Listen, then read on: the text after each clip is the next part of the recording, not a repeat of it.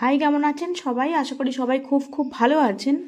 আজকে যে বিষয়টা আমি দেখাবো সেটা কিন্তু আমাকে এক্সটার্নাল এক্সামিনার কিন্তু ভিজিটের সময় আস্ক করেছিলেন।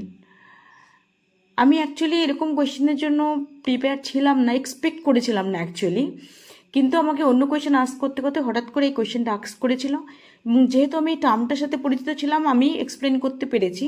হয়তো আরও ভালোভাবে প্রিপেয়ার হলে আরও ভালোভাবে বলতে পারতাম, বাট আমি এক্সপ্লেন করতে পেরেছিলাম। তাই মনে হলো অনেকেই হয়তো টার্মটার সাথে পরিচিত থাকলেও এক্সপ্লেন করা অনেকের পক্ষে টাফ হয়ে যাবে, কেননা যেহেতু আমরা সত্যি এই ব্যাপারগুলোর সাথে খুব একটা হ্যাবিচুয়েটেড নই বা প্র্যাকটিস করে হ্যাবিচুয়েটেড নই। কিন্তু এটা ভীষণ ক্রুশিয়াল একটা জায়গা, কেন কোনো এমার্জেন্সি পেশেন্ট যদি আপনার কাছে আসতেই পারে বা হতে পারে আপনার আশেপাশে কেউ এরকম পরিস্থিতিতে পড়েছে, তখন কিন্তু আপনাকে এই টেকনিকটা অবলম্বন করতে হবে। এটা একটা ইমার্জেন্সি সিচুয়েশনকে ম্যানেজ করার কিন্তু টেকনিক। এটা কি আমি আজকে যেটা ডিসকাশন করব সেটা হচ্ছে হেমলিক ম্যানুভার। হেমলিক ম্যানুভার কি, কোন ক্ষেত্রে এটা ইউজ হয়, আমাকে কিন্তু এই কোয়েশ্চেনটাই আস্ক করছিল। What do you know about Heimlich manoeuvre, এটাই আমাকে আস্ক করেছিল। তখন কিন্তু আমাকে এক্সপ্লেন করতে হয়েছিল। আমি স্টেপ বাই স্টেপ আপনাদেরকে বলে দিচ্ছি এবং যেই মডিউল থেকে আমি বলছি আপনাদেরকে সেটাও বলে দেবো, যাতে আপনারা এটা শুনে নেওয়ার পরে যদি কোনো কনফিউশন থাকে মডিউলটা খুলে নিয়ে আপনারা পড়ে নিতে পারেন একবার। এটা শুধুমাত্র এক্সামিনেশন ফেস করার জন্য নয়, এটা কিন্তু আমাদেরকে জেনে নিতে হবে, একদম প্রপারলি জানতে হবে, যাতে কিনা কোনো এমার্জেন্সিতে এরকম কোনো পেশেন্ট এলে, কোনো চোকিংয়ের পেশেন্ট এলে যাতে আমরা তাকে ম্যানেজ করতে পারি, বা আমার আশেপাশে যদি কেউ পরিস্থিতিতে পড়ে তাহলে যাতে আমরা ম্যানেজ করতে পারি। আর যারা ভিজিটের জন্য প্রিপেয়ার হচ্ছেন তারা তো ডেফিনেটলি কোনো ডাউট না রেখে এটা সুন্দর করে পড়ে নেবেন, জেনে নেবেন, তাহলে কিন্তু আপনাদের অন্তত টেনশন মুক্ত থাকবেন। দেখুন, এটা হচ্ছে একটা এমার্জেন্সি, যেটা এমার্জেন্সি মডিউল আছে সিএইচও মডিউল, যেটা এমার্জেন্সি কেয়ার মডিউল, যেটা সেটার থেকে কিন্তু আমি দেখাচ্ছি। আমি কি বললাম, যে কোয়েশ্চেন আমাকে আস্ক করেছিল what do you mean by Heimlich manoeuvre. এই হেমলিক ম্যানুভার বলতে তুমি কি বোঝো, when do apply Heimlich manoeuvre, এটাও আস্ক করেছিল। দেখুন কী বলেছে, চোকিং আমি পুরো ডিটেলসে বলেছি, শুধু হেমলিক ম্যানুভার না বলে আমি কোন ক্ষেত্রে অ্যাপ্লাই হয়, কীভাবে হয় আমি ইন ডিটেল বলে দিই, যাতে আপনাদের আরও ভালো করে এটা মাথায় ঢুকে যায়। চকিং বা ফরেন বডি ইনজেকশনের ক্ষেত্রে কিন্তু হেমলিক ম্যানুভারটা অ্যাপ্লাই করা হয়। এই যে ফরেন বডি কাকে বলছে, a foreign body is a substance that can enter in the skin, eye, ear, nose, throat, oesophagus আর স্টোমাক, যে কোনো জায়গায় কিন্তু এই ফরেন বডিটা চকিং হতে পারে, এন্টার করতে পারে। And if not remove in time, যদি সেটা টাইমে রিমুভ করা না যায়, can lead to complications or even cause death of the victim. However, in this chapter and this module, you shall be taught managing foreign body choking cases entering the throat, esophagus and stomach. তার মানে এই মডিউলে কি আছে, throat, oesophagus, স্টোমাকে যদি কোনো foreign body চোকিং হয়ে যায় তাহলে কি করে ম্যানেজ করবেন সেটাই কিন্তু দেখানো আছে। এছাড়া ইএনটি আই এবং ইএনটি কেয়ারের যে মডিউল আছে সেখানেও কিন্তু ক্লিয়ারলি এটাকে ডেমনস্ট্রেট করা আছে বা বলা আছে। In cases of choking, the initial ABCD assessment that you conduct is of utmost important. তার মানে প্রথম কিন্তু কি ইম্পর্টেন্ট, প্রথম ইম্পর্টেন্ট হচ্ছে ABCDE। কি হয় যখন কিনা চোকিং কোনো পেশেন্ট বা কোনো ইমার্জেন্সি কোনো সিচুয়েশন অ্যারাইজ করে, কোনো পেশেন্টকে আমরা এরকম যদি পাই তাহলে কি করি, আমাদের প্রথম কাজ হয় কি, তাকে আমরা দেখে নেওয়া, তার লেভেল অফ কনসাসনেসটা আমাদেরকে দেখে নিতে হয়। লেভেল অফ কনসাসনেস দেখে নেওয়ার পরপরই কিন্তু আমরা কি করি, ABCDE এই অ্যাসেসমেন্টটা কিন্তু আমরা করি।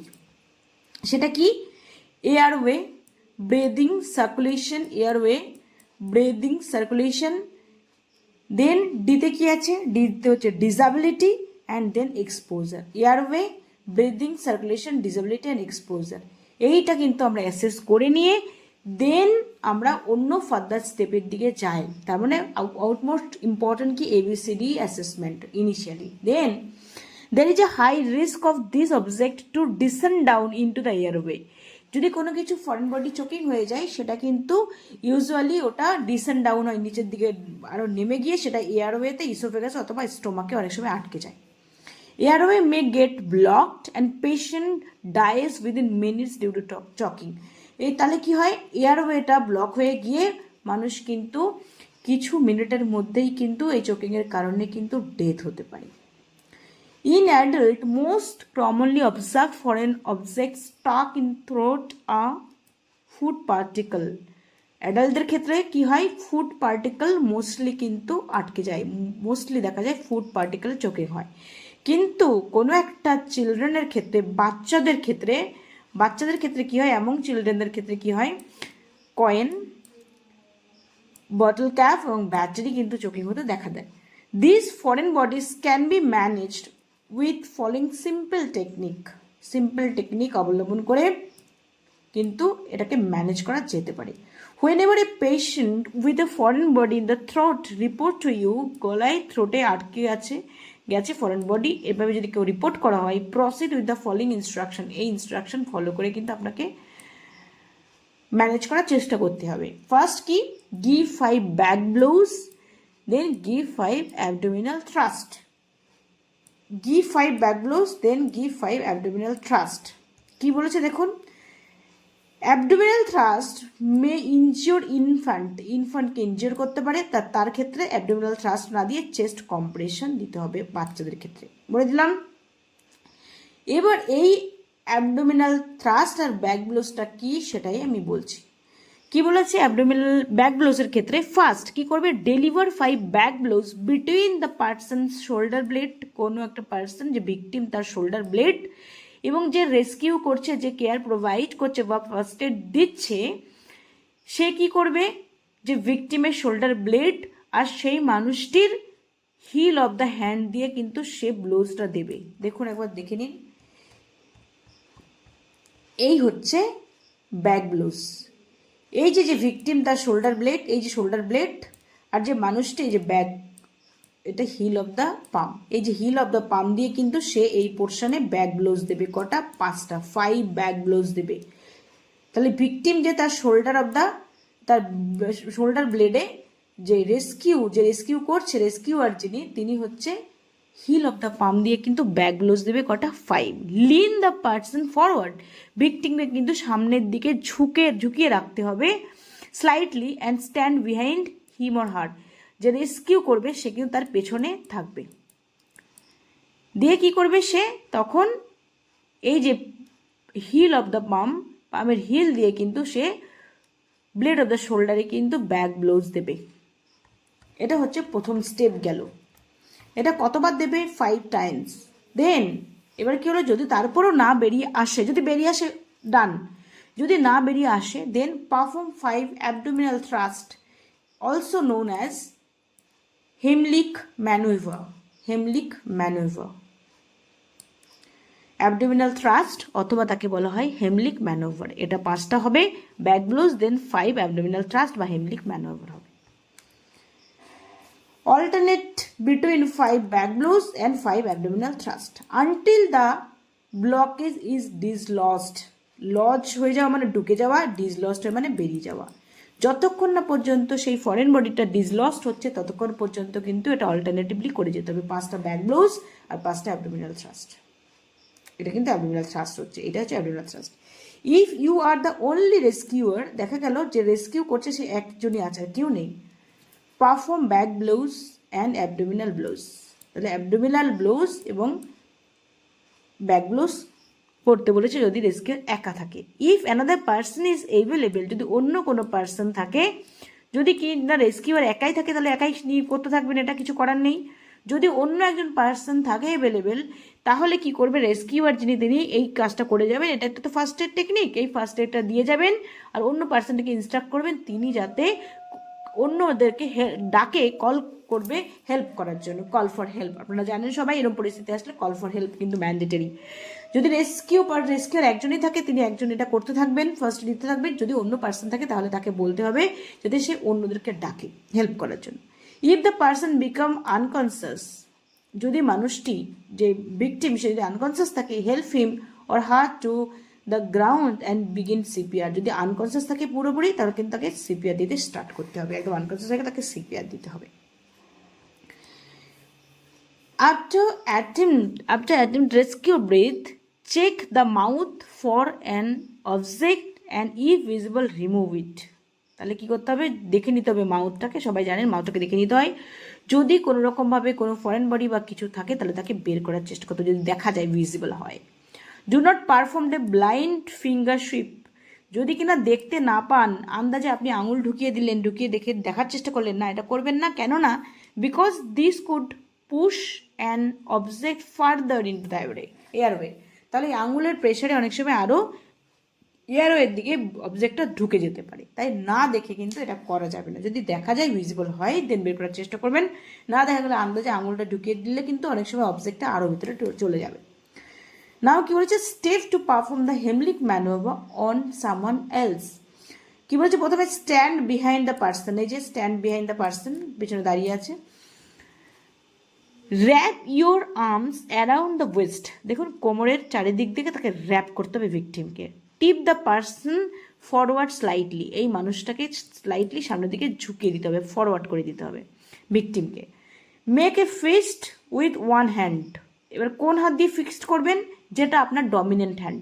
যদি আপনি রাইট হ্যান্ডেড হন, রাইট হ্যান্ডটাকে ফিক্সড করবেন, মানে মুঠো করবেন। যদি লেফট হ্যান্ডেড হন, লেফট হ্যান্ডটাকে মুঠো করবেন, ডমিনেন্ট হ্যান্ডটাকে ফিক্সড করবেন।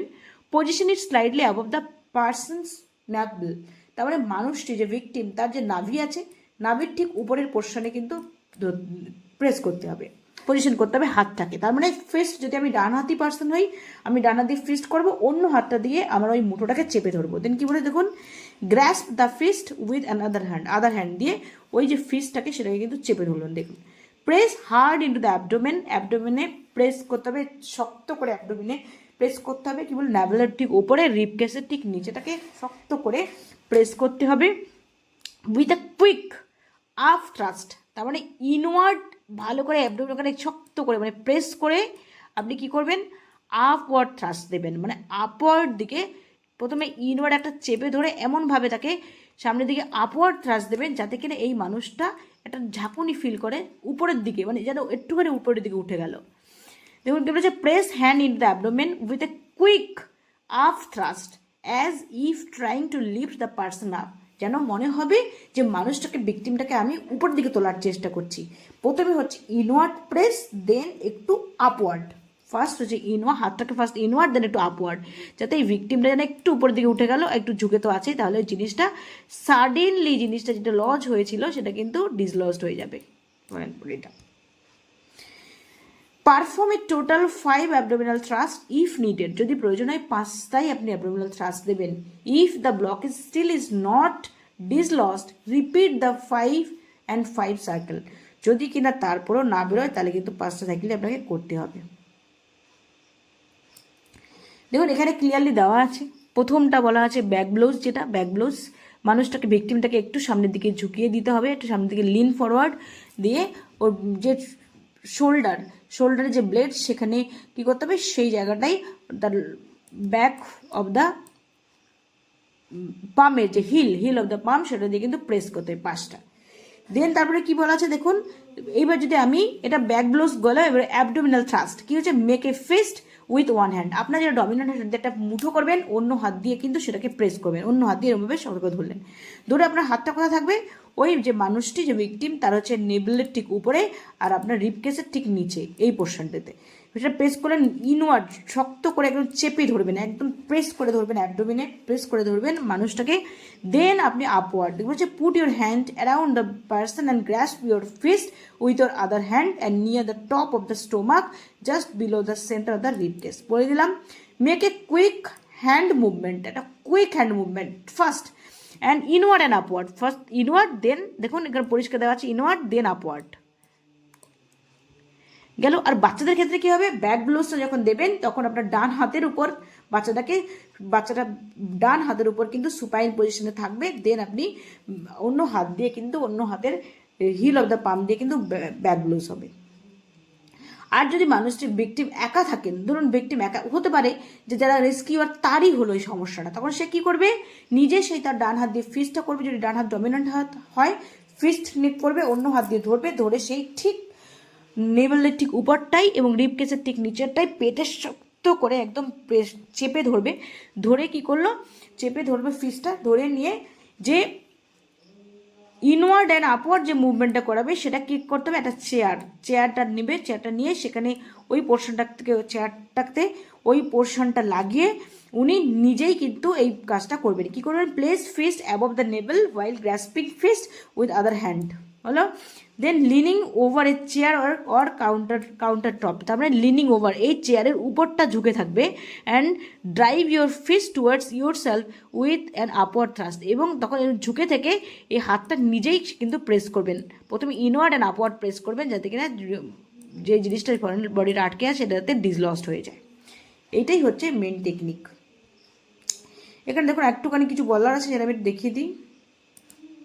স্টেপ টু পারফর্ম হেমলিক ম্যানুভার কি বলেছে দেখুন, make your self comfortable and sit holding the child. বাচ্চাদের ক্ষেত্রে কি বলেছে, নিজেকে একটা কমফোর্টেবল পজিশনে নিতে হবে। মেক ইউর সেলফ, নিজেকে কমফোর্ট, যাতে কমফোর্ট আছে আমি সেটা কনফার্ম করতে হবে। Then sit holding the child in your lap in prone position, বললাম প্রন পজিশনে কী করতে হবে, নিজেকে বসতে হবে, বসে বাচ্চাটাকে হোল্ড করতে হবে, ডান হাত দিয়ে আপনি হোল্ড করলেন, প্রন পজিশনে বাচ্চাটাকে নিলেন।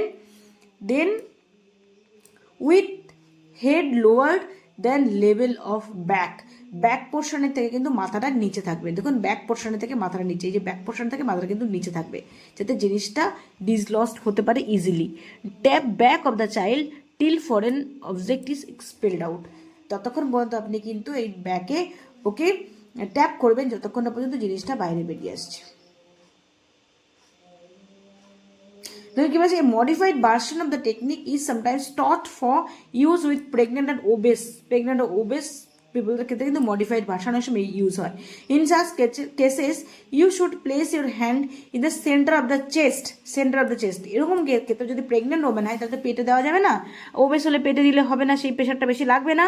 তাহলে কি করতে হবে, সে সমস্ত কেসে কি করতে হবে, place your hand in the centre of the চেস্টের ঠিক মাঝখানটাই, to compress rather than in the অ্যাবডোমেনে না করে চেস্ট, সেন্টার অফ দ্য চেস্টে কিন্তু প্রেশার ক্রিয়েট করতে হবে প্রেগনেন্ট হলে। আর যদি ওবেস হয় তাহলে কিন্তু অ্যাবডোমেনে প্রেশার না দিয়ে সেন্টার অফ দ্য চেস্টে কিন্তু কম্প্রেস করতে হবে। এটা হচ্ছে মেন কথা। তারপর আমরা দেখে নিলাম, দেখুন মডিউল যেটা আছে সেটা কমন ইমার্জেন্সিস, বার্ন এবং ট্রমা রিলেটেড যে কমিউনিটি হেলথ অফিসারের যে মডিউল, সেখান থেকে কিন্তু আমি দেখিয়ে দিলাম। তাই আপনারা আশা করি আপনাদের ক্লিয়ার হয়েছে। যদি তাও কোনো কনফিউশন থাকে আমাকে কিন্তু কমেন্ট সেকশনে জানাতে পারেন, অথবা আপনারা মডিউল খুলে একবার পড়ে নিতে পারেন, এই কোয়েশ্চেন কিন্তু আস্ক করবে। এটা হয়তো আমরা খুব বেশি কিনা প্র্যাকটিসে না থাকলেও কিন্তু আপনাকে এক্সামিনার আস্ক করবে, এবং এটা আপনাদের জানা থাকলে সত্যিই সুবিধা হবে। আর নিজে কোনো ইমার্জেন্সি সিচুয়েশনে পড়লে কিন্তু আপনি নিজের ক্ষেত্রে হলেও সেটা অ্যাপ্লাই করতে পারবেন, বা অন্যদের ক্ষেত্রে হলেও কিন্তু আপনার রিলেটিভস বা বাড়ির লোকের ক্ষেত্রে হলেও কিন্তু আপনি সেটাকে ম্যানেজ করতে পারবেন। তাই সবাই মনে হয় সবার ক্ষেত্রে এটা খুব বেনিফিটেড হবে। যদি ভিডিওটা ভালো লেগে থাকে তাহলে প্লিজ একটা লাইক করবেন, চ্যানেলটাকে সাবস্ক্রাইব করবেন নিউ হলে, আর যদি মনে হয় অন্যদের জন্য দরকারি হবে তাহলে শেয়ার করে দেবেন। আর ভালো থাকবেন সবাই, দেখা হবে পরের ভিডিওতে, বাই।